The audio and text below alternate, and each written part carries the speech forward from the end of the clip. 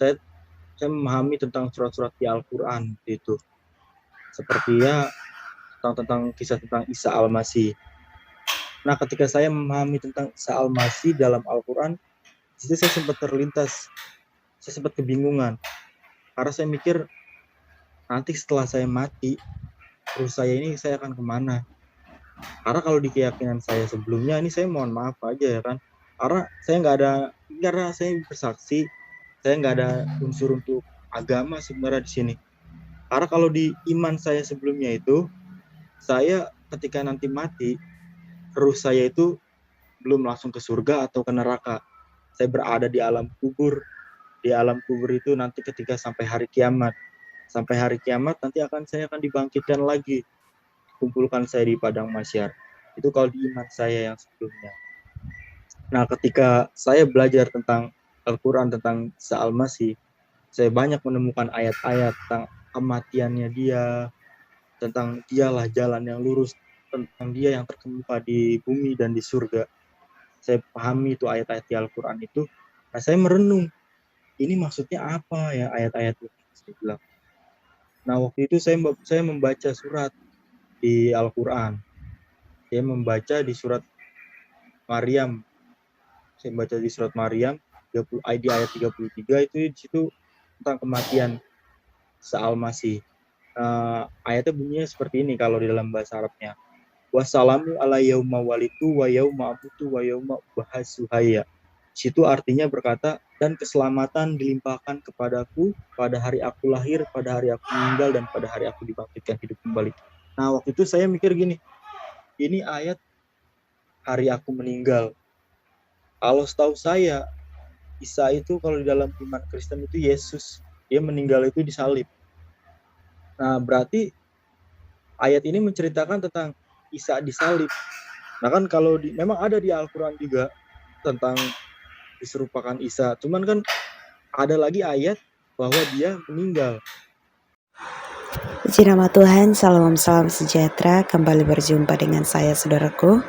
Seperti cuplikan video yang kita dengarkan bersama, bahwa lagi dan lagi pemuda muslim ini telah membuat perbandingan antara Isa dan juga Muhammad, sehingga pada akhirnya entah bagaimana, sehingga akhirnya ia menemukan yang benar, dan kemudian ia mengambil keputusan murtad menjadi pengikut Kristus.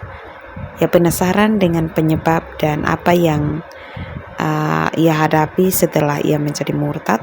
Mari kita simak video kesaksian ini sampai selesai. Silakan. Perkenalkan, nama saya Nur Alam. Saat ini usia saya 24 tahun. Saat ini saya bekerja sambil kuliah juga sih. Saya bekerja sambil kuliah, ya sambil bantu-bantu saudara saya. Saya tinggal saat ini di Pondok Kacang, di daerah Tangerang. Saya bantu-bantu keluarga saya di sana. Iya, Pak. Ya, baik. Ya, memang saya mengerti ya. Luar biasa, Mas Nur ya. Meskipun belajar, tetapi juga sambil belajar dan bekerja juga, membantu ya.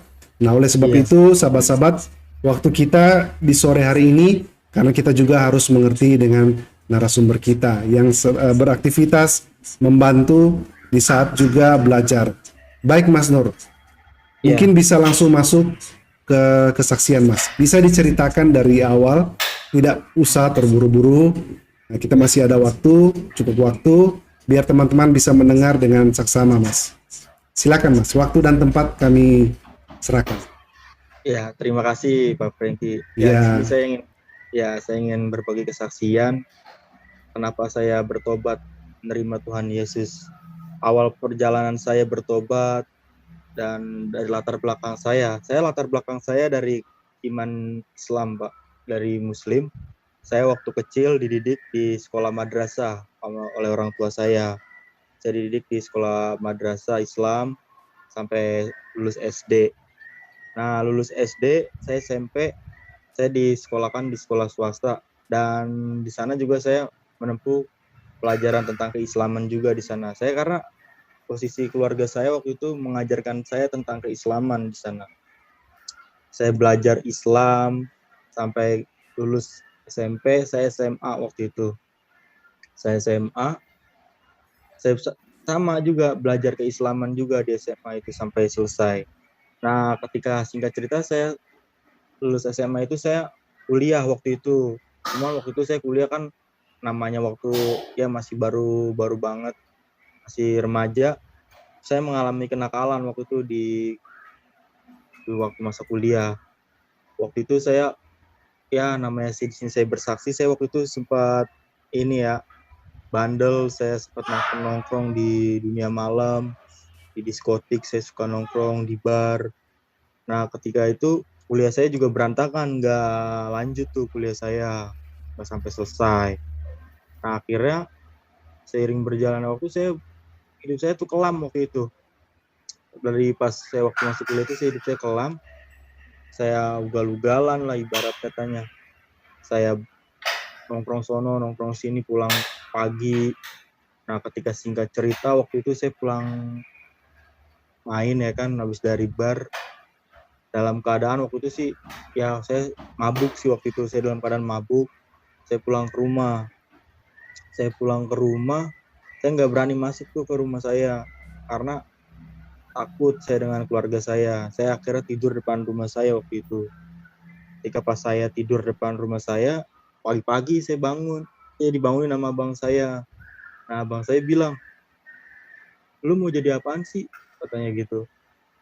"Udah dikuliahin bandel," katanya. "Terus ini malah hidup malah makin gak jelas. Pulang pagi, nongkrong di mana. Mendingan lu perbaikin diri lagi, sholat lagi," katanya. "Kuliah lu yang benar." Saya dibilang gitu. Nah, akhirnya situ saya merenung waktu itu. Saya mencoba memperbaiki diri lagi.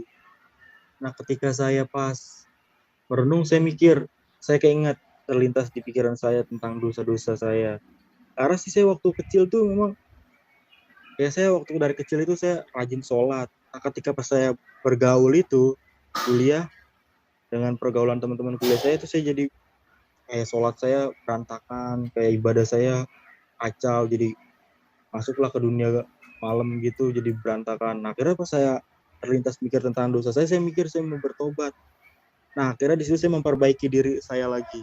Saya coba waktu itu, saya ngaji lagi, saya sholat, saya baca-baca Al-Quran lagi. Dan saya sambil membaca Al-Quran, sambil memahami arti-arti Al-Quran juga. Nah, singkat cerita, saya memahami tentang surat-surat di Al-Quran itu. Seperti ya tentang kisah tentang Isa Al-Masih. Nah, ketika saya memahami tentang Isa Al-Masih dalam Al-Quran, di situ saya sempat terlintas, saya sempat kebingungan. Karena saya mikir, nanti setelah saya mati, terus saya akan kemana? Karena kalau di keyakinan saya sebelumnya, ini saya mohon maaf aja ya kan. Karena saya bersaksi, saya nggak ada unsur untuk agama sebenarnya di sini. Karena kalau di iman saya sebelumnya itu, saya ketika nanti mati, ruh saya itu belum langsung ke surga atau ke neraka. Saya berada di alam kubur. Di alam kubur itu nanti ketika sampai hari kiamat. Sampai hari kiamat nanti saya akan dibangkitkan lagi. Kumpulkan saya di padang mahsyar. Itu kalau di iman saya yang sebelumnya.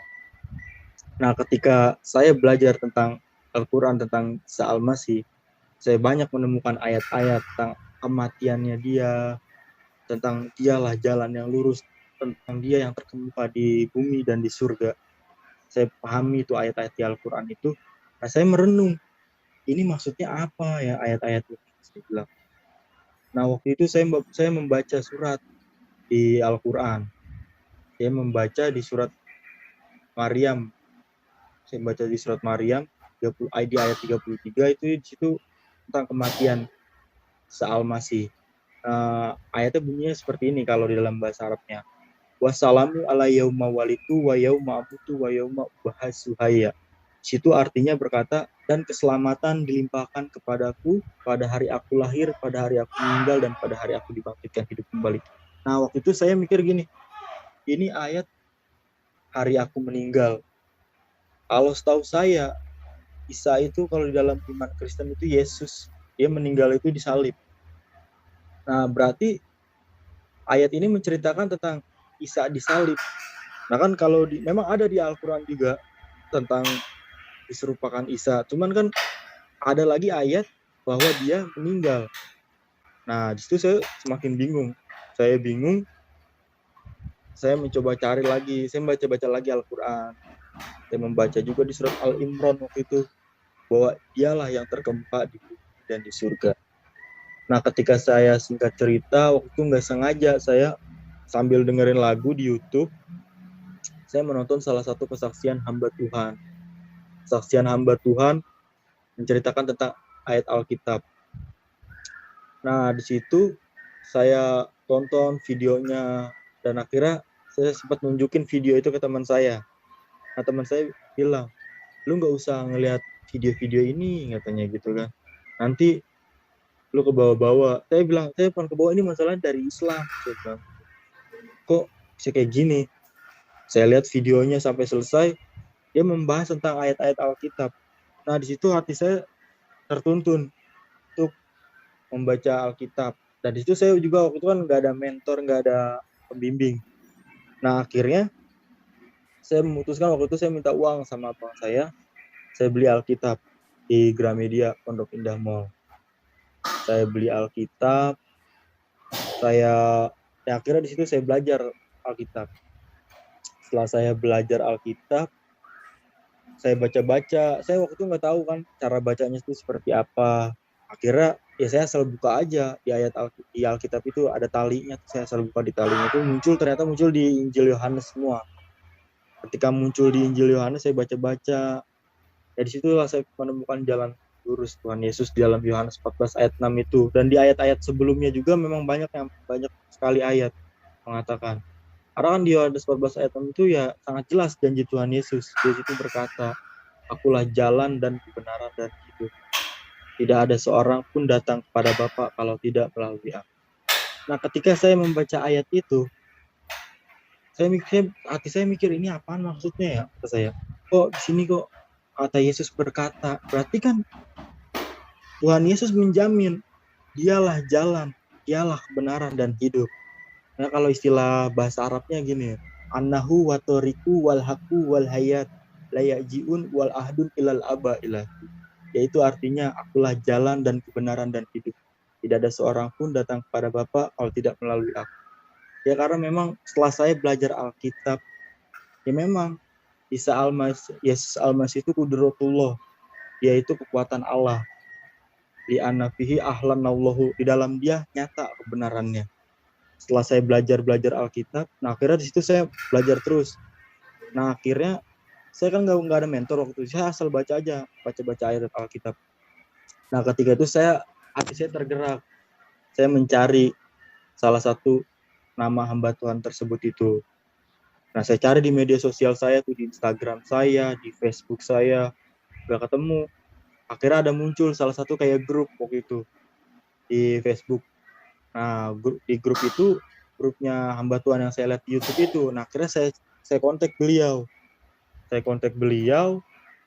Saya telepon kan waktu melalui Messenger, nggak bisa. Nah akhirnya saya chatting, dibales. Nah dibales, saya minta nomornya. Waktu itu belum dikasih nomornya. Dia tanya ada keperluan apa. Nah saya nggak bilang saya mau konsultasi tentang Alkitab, saya bilang mau belajar tentang kekristenan, saya nggak bilang. Saya cuma bilang, saya mau konsultasi. Kalau saya ini anak yang bandel, saya bilang. Dulunya nih saya bandel. Nah, akhirnya dia menjelaskan saya tentang firman Tuhan. Nah akhirnya saya bilang, saya ini Islam, saya bilang gitu. Nah nggak dibalas tuh waktu itu sama dia. Nah akhirnya saya coba minta nomornya, dikasih waktu itu sempat nomornya. Ini kamu hubungi saya aja, ini nomor saya. Saya kontak lah beliau. Ketika saya pas kontak, nggak dibalas-balas tuh, ada sekitar 2 minggu nggak direspon sama beliau. Mungkin beliau waktu itu saat itu sedang sibuk. Nah akhirnya pas direspon, saya akhirnya konsultasi. Saya tanya, itu dari Islam ya? Saya bilang gitu. Nah saya mau tanya Bu tentang Al-Quran dan Alkitab. Nggak direspon juga kan, lama juga tuh nggak direspon. Akhirnya selang 1 minggu direspon, dia referensiin saya ke salah satu nomor, ke mentor rohani saya. Nah dia referensi saya, dia bilang ini ya ada dari mantan muslim, dia bilang kamu bisa tanya-tanya sama beliau. Nah, beliau itu saat ini dia menjadi mentor rohani saya. Nah, akhirnya saya janjian sama orang tersebut di suatu mall di Blok M. Saya janjian di sana, saya ngobrol dah kan tuh sama beliau. Saya bilang, "Pak, saya bawa Al-Qur'an," saya bilang gitu. Nah, terus beliau itu menjelaskan dari Alkitab. Nah, saya bilang, "Pak, ini maksudnya ayat-ayat di Al-Qur'an ini ceritakan tentang apa?" Saya bilang gitu. "Kok Isa Al-Masih ini kok benar-benar memang sih kalau di keyakinan saya nih Pak," saya bilang gitu kan. Isa Al-Masih itu salah satu nabi yang paling spesial. Nah, kalau kata dia, "Nah, itu kamu tahu salah satu nabi Pak, tokoh paling spesial." Nah, akhirnya dijelasin lagi sama dia dari ayat Alkitab. Saya jelasin tentang keselamatan. Nah, waktu itu kan beliau berdua bersama temannya cewek. Dia itu saat ini sekarang sebagai ibu rohani saya. Saya dijelaskan sama beliau, selesai dijelaskan singkat ceritanya, saya didoain waktu itu. "Nanti kita doa ya." Selesai berdoa, pulanglah saya, tapi masih tetap komunikasi dengan beliau. Nah, akhirnya saya diajak tuh waktu itu ke salah satu gereja sama beliau. Waktu itu saya diajak ke gereja, saya beribadah di sana. Saya beribadah di sana, saya kan waktu itu juga belum ngerti kan cara ibadahnya, saya lihat ibadahnya gimana. Nah, saya lihat ibadahnya, saya bingung waktu itu, saya cuma duduk doang. Saya duduk, selesai ibadah, saya didoain. Nah, beliau bilang, "Nanti kamu selesai ibadah mau didoain nggak?" Waktu itu memang saya ada salah satu orang yang saya temuin yaitu ya salah satu hamba Tuhan luar biasa. Ya bisa saya bilang si Abi Saifuddin, Pak Pendeta Saifuddin. Nah, saya ketemu dengan beliau. Saya karena memang waktu itu saya ngeliat YouTube-nya, saya pengen ketemu banget dengan beliau. Ketemu dengan beliau, dengan Pak Pendeta almarhum Junaidi Solat, saya didoain oleh mereka berdua. Nah, ketika saya didoain oleh Abi dan Babe Junaidi Solat, di situ saya merasakan dijamah Tuhan. Di situ hati saya tenang. Saya mengalami ketika saya didoain itu, saya mengalami hal yang berbeda. Hal yang gak pernah saya rasain itu waktu hati saya tentram, damai. Ketika saya didoain. Nah, akhirnya setelah selesai didoain, saya mikir, ini saya kenapa ya? Hati saya gak pernah ngerasain hal seperti ini. Nah, akhirnya saya bilang sama mentor Hani saya, "Pak, saya kenapa ya Pak? Kenapa gimana? Kok pikiran saya tenang aja dah. Saya kayak nggak ada masalah, beban saya hilang." Saya bilang. Maksudnya kayak waktu itu posisi saya nggak kerja tuh, nganggur. Kan biasanya kalau orang nganggur kan pusing ya, karena nggak ada kerjaan gitu. Ini saya tenang aja. Pas saya selesai didoain, saya ada kali kurang lebih tuh hampir 1 bulan tuh perasaan saya tenang aja. Kayak nggak takut ada apa-apaan saya. Akhirnya mentor rohani saya bilang, "Puji Tuhan," kata dia gitu. "Kamu, Tuhan Yesus menjamah kamu, dia hadir dalam hidup kamu." "Oh gitu ya Pak," saya bilang gitu. Nah, akhirnya saya semakin konsultasi kan dengan beliau. Nah, singkat cerita waktu itu saya pulang ibadah, saya udah mulai bergereja waktu itu. Saya pulang ibadah tuh. Saya pulang ibadah, saya capek kan mungkin kan. Saya naruh tas lempang saya di samping kamar saya. Saya taruh aja tas gitu, dan tuh di tas saya tuh isinya tuh Alkitab. Ada buku-bukunya Pak Saifuddin. Saya lagi belajar itu, buku dialog Pak Saifuddin tentang Islam dan Kristen. Saya lagi belajar itu. Terus ada proposal saya waktu mau dibaptis. Nah, ada buku-buku itu semua. Terus buku-buku tentang rohani juga ada di tas saya. Saya tidur dah tuh, tas saya taruh aja. Nah, pas pagi-pagi saya kaget kan. Abang saya buka tas saya tuh, ada buku-buku itu semua. Lemparin saya pakai buku ituan. Katain orang gila, katain anak setan, saya bilang. Saya bilang gini, saya diem aja. Pas abang saya bilang, "Lu ikut siapa?" Kata dia gitu. "Saya nggak ikut siapa-siapa," saya bilang. "Ini lu mau jadi apaan?" Kata dia gitu. "Ini buku-buku setan," kata dia. "Ngapain lu baca-baca?" Saya bilang, "Saya mencari kebenaran bang, karena kebenaran ini ada di Alkitab ini," saya bilang gitu. "Ini tuh kitabnya palsu," dia bilang gitu. "Kitab palsu, ngapain lu baca-baca? Lu ikut siapa aja?" Nah, dia bilang gini waktu itu, "Lu jangan-jangan ketemu pendeta ya," katanya. "Pendeta yang suka ada di jalanan tuh yang kayak maksud dia itu penginjil." Jadi dulu abang saya pernah ketemu penginjil. Nah, dia bilang, abang saya bilang, "Dulu gue ketemu pendeta nih. Dia nawar-nawarin agamanya gini-gini. gue usir tuh pendetanya katanya gitu kan. Ini jangan-jangan lu ketemu orang kayak gitu. Langsung saya jawab waktu itu. Saya malah justru bukan nyari orang, saya bukan ketemu, saya mencari orang seperti itu. Saya makin dilempar kayak Alkitab saya. Lu udah kesurupan ya? Udah, siapa yang ngajak lu, kata dia gitu kan. Akhirnya saya diem aja merenung. Nah akhirnya dia membahas ke topik yang lain. Dia tanya, lu punya pacar ya? Atau dia gitu. Apaan sih, saya bilang gitu. Lu punya pacar lagi gitu. Kalau emang lu punya, dia sangkanya saya pacaran sama orang Kristen. Dan saya bilang, saya nggak ada unsur pacaran kayak gini. Saya bilang, emang saya mencari kebenaran. Saya bilang gitu kan. Nah akhirnya dia bilang gini, lu kalau masih mau sama gua, masih mau tinggal di sini, lu buang buku, lu bakar. Tapi kalau lu masih mau pilih tuh buku, lu pergi dari sini. Akhirnya saya bengong di situ waktu itu. Saya gimana nih, kata saya. Nah akhirnya setelah saya merenung, saya memutuskan waktu itu, saya pergi. Saya bawa baju-baju saya. Orang waktu itu dilempar-lemparin baju-baju saya. Itu bawa baju, lu bawa. Ya udah akhirnya saya bawa baju-baju saya. Saya bingung kan waktu itu mau kemana. Saya bingung, saya bengong, saya komunikasi sama mentor rohani saya. Mentor rohani saya juga bingung. Saya bilang, Pak saya ketahuan abang saya nih, gimana nih?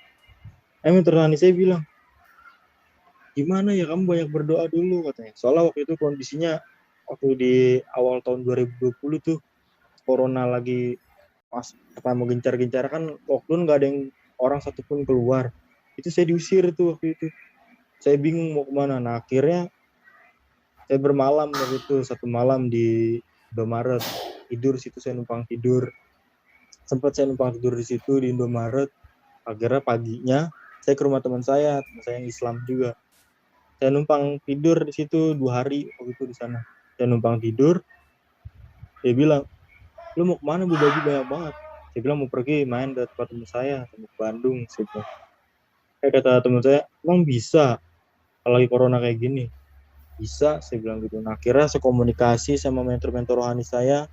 Dan akhirnya waktu itu saya sempat dikenalkan juga kan sama mentor rohani saya ke salah satu pendeta. Nah dia mengizinkan saya untuk saya tinggal dulu sementara di gerejanya. Nah akhirnya saya tinggal di gerejanya tuh waktu itu kurang lebih 1 bulan. Hampir mau 2 bulan dah kalau waktu itu. Hampir mau 2 bulan, tau-tau keluarga saya nelponin saya lagi. Suruh pulang, katanya udah nggak bahas-bahas tentang agama. Nah akhirnya saya pulang sengaja, saya nggak bawa baju saya pulang aja. Ketika saya pulang, saya ketemu di salah satu mall tuh, depan mall. Nggak malah langsung ketemu di rumah. Ketemu tuh keluarga saya udah rame di situ. Saya dibawa ke rumah. Akhirnya saya debat lagi waktu itu di sana saya. Saya bilang, saya kalau membahas tentang agama lagi, tentang iman lagi, saya mendingan nggak pulang-pulang, saya bilang gitu. Karena ini udah keputusan saya, ini udah saya bukan karena siapapun, bukan karena manusia, saya seperti ini.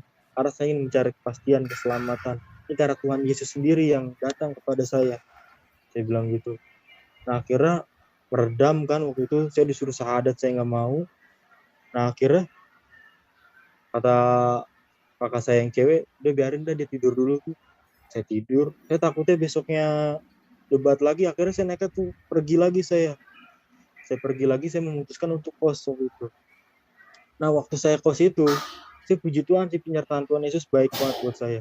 Saya cuman punya celengan waktu itu 1, saya tebok tuh celengan saya, cukup tuh buat saya ngekos tuh celengan saya. Nah selebihnya saya waktu itu kurang lebih ngekos ada sekitar 6 bulan.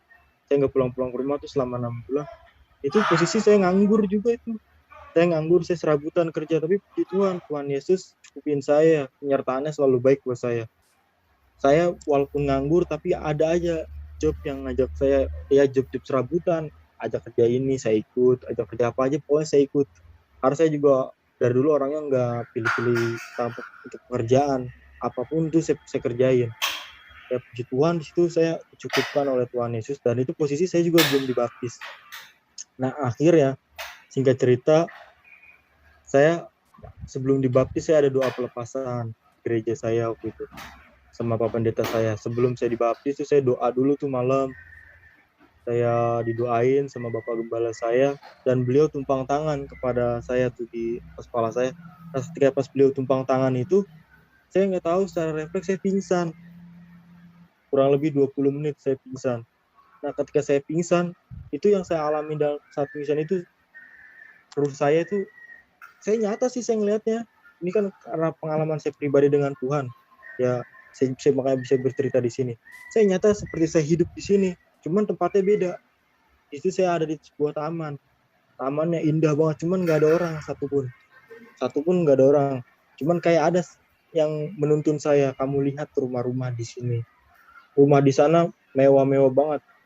Mewahnya mewah dari emas, tapi emas semua, dinding-dindingnya emas, temboknya emas, terus kayak pokoknya halamannya tuh banyak banget pernik-pernik gitu. Nah akhirnya saya keliling-keliling, saya ngeliat sungai, banyak kayak kupu-kupu, burung di sana. Nah setelah saya keliling di taman itu kurang lebih 20 menit, saya mikir kan di situ, saya terbangun tuh, pas lagi selesai doa saya bangun. Saya bengong pas saya bangun itu, saya bengong, saya mikir tadi saya ada di mana ya, saya kan. Oh bangun-bangun ada di gereja lagi. Nah akhirnya pas sudah itu saya nanya sama Pak Pendeta saya dan sama Ibu Rohani saya dan mentor rohani saya tuh, saya tanya, saya bilang, Bu, Pak, nanti kalau ketika saya mati saya ada di sana ya Pak. Di sana mana, kata dia. Saya tadi ada di sebuah taman, Bu. Saya bilang gitu. Taman apaan? Nggak tahu, saya bilang. Tamannya enak banget di situ, saya bilang. Indah. Ada sungai, sungainya airnya bening banget. Airnya itu ibaratnya kita bisa ambil, kita bisa kayak buat minum juga. Pokoknya airnya bening banget dah. Nah, terus ada juga kupu-kupu. Pokoknya itu taman indah, rumahnya emas semua. Langsung kantor rohani saya, puji Tuhan, Tuhan Yesus nyatakan kepada kamu, kata dia. Ketika nanti kamu setia sama Tuhan Yesus sampai kamu mati, kamu nggak kemana-mana lagi, tempat kamu ke sana. Itu kamu sudah diperlihatkan tempat. Ketika kamu setia sama Tuhan Yesus sampai kamu mati, nanti tempat kamu di sana, kamu nggak akan kemana-mana lagi. Jadi kalau dalam iman saya yang sebelumnya itu kan prosesnya kan saya melalui alam barzah, terus saya melalui juga proses namanya hukum dikubur ya kan, siksa kubur. Nah terus ketika di alam barzah itu saya nanti akan ada proses imbang amal soleh ya kan, amal soleh dan amal buruk juga. Kalau saya lolos dari semua itu baru saya lewat jembatan Shirathul Mustaqim. Nah itulah finishnya kalau di iman saya sebelumnya. Nah kalau saya sudah mempercayai Tuhan Yesus, saya sudah tidak melalui proses itu lagi, saya sudah sampai ke surga. Karena Tuhan Yesus sendiri yang menjanjikan surga itu para anak-anak yang percaya kepada Tuhan. Jadi di sini saya ingin berbagi sharing seperti ini, saya ingin menyampaikan juga, Pak, ya kalau dari kecil sudah ada garis keselamatan, sudah jangan sampai meninggalkan Tuhan Yesus. Sebab keselamatan itu hanya di dalam Tuhan Yesus. Di luar Tuhan Yesus itu nggak ada. Kan ayatnya di Alkitab juga ada. Barang siapa mengakui aku di depan manusia, aku akan mengakuinya di depan Bapakku yang di surga. Barang siapa menyangkal aku di hadapan manusia, aku juga akan menyangkal di depan Bapakku yang di surga. Kalau orang yang menyangkal Tuhan Yesus ya masuk neraka. Soalnya ayat Alkitab kan firman Tuhan iya dan amin. Kecuali nggak ada dasarnya. Saya juga seperti ini karena saya ada dasarnya. Kalau saya tidak ada dasar dari Alkitab dan Al-Quran, saya nggak mungkin mencari kebenaran. Karena ya puji Tuhan, saat ini saya sangat bersyukur kepada Tuhan Yesus. Tuhan sangat baik. Tuhan menjamah saya, memilih saya. Karena kan memang Tuhan sendiri yang memilih. Karena manusia mencari Tuhan. Tapi Tuhan datang kepada manusia, orang-orang ibaratnya orang yang belum mengenal dia, orang yang kotor. Sekalipun Tuhan ampuni ketika dia mau mengakui Yesus sebagai Tuhan dan Juru Selamat. Jadi sini saya mau berpesan juga, jangan sampai, ini saya punya pengalaman juga nih ya. Saya ada teman, dia Kristen, dia meninggalkan keselamatan lah menurut saya. Karena dia pacaran sama temennya, sama pacarnya itu. Sampai dia akhirnya menikahnya itu, dia menikah nggak tanpa direstuin gitu. Karena dia memutuskan untuk mualaf, ikut pacarnya itu. Sempet sih, kadang saya masih suka ketemu sama saya nih, saya suka kasih tahu juga dia. Cuman ya semoga ya nanti Tuhan Yesus yang jamah dia. Soalnya apa? Maksudnya kita meninggalkan keselamatan itu kita bahaya banget. Sampai kita selama-lamanya kita gak akan diampunin sama Tuhan Yesus. Kekal kita selamanya di neraka. Kalau sampai kita meninggalkan keselamatan itu. Maka dari itu ya sudah dari lahir Kristen, puji Tuhan, tinggal menjaga garis keselamatan itu aja. Beda dengan saya. Kalau saya kan saya harus mencari dulu. Saya mencari, ketika saya udah mencari saya dapat. Banyak sekali kucilan juga buat saya. Sampai saat ini pun dimanapun saya bekerja, saya nyatakan iman saya saksikan Tuhan Yesus. Orang pada heran sama saya, namanya apa ya kan? Terus iman Kristen, sampai orang kadang juga ada yang takut juga deket saya. Takutnya kadang saya juga kalau dimanapun ya saya suka memberitakan Injil. Saya bicara sama teman saya, sama teman baru saya yang baru saya kenal pun ya kadang saya memberitakan Injil. Itu kalau menurut mereka itu, pandangan mereka itu ini doktrin, takutnya dibawa-bawa, diajak-ajak. Padahal kan nggak ada sangkut pautnya sama doktrin-doktrin atau saya mengajak orang. Karena saya memberitakan keselamatan, bukan ngajak orang pindah agama. Agama sebenarnya ngajarin kebaikan, tapi agama yang mengajarkan kebenaran ya Kristen. Kalau semua agama mengajarkan kebaikan memang, tapi yang mengajarkan tentang kebenaran ya iman dalam Tuhan Yesus. Kalau Tuhan Yesus mengajarkan tentang kebenaran hidup kekal kita untuk ke surga nanti. Jadi kalau kita ke surga, satu-satunya jalan hanya melalui Tuhan Yesus. Dialah kekuatan Allah, di dalam dialah nyata Allah kebenaran. Ya, kurang lebih sih seperti itu. Puji nama Tuhan, demikianlah video kesaksian yang dapat saudara dan saya tonton bersama. Kiranya kesaksian ini dapat memberkati kita semua, memberkati saudara semua dimanapun saudara berada, dan juga menguatkan iman kita. Dan terutama buat saudara-saudara kita yang belum mengenal Kristus, melalui kesaksian ini mereka juga digerakkan oleh Roh Kudus, sehingga pada akhirnya mereka mengalami pemulihan dan bertobat menjadi pengikut Kristus. Terima kasih juga buat semua yang selalu setia dukung dan juga support channel ini. Doa kami selalu menyertai saudara semua. Jangan lupa like, comment, subscribe, dan juga share ya ke grup-grup rohani agar banyak jiwa diselamatkan dan diberkati oleh Tuhan. Doa kami selalu menyertai saudara semua dimanapun saudara berada. Dan sekian video kali ini. Tuhan Yesus memberkati saudara dan saya. Shalom, sampai jumpa.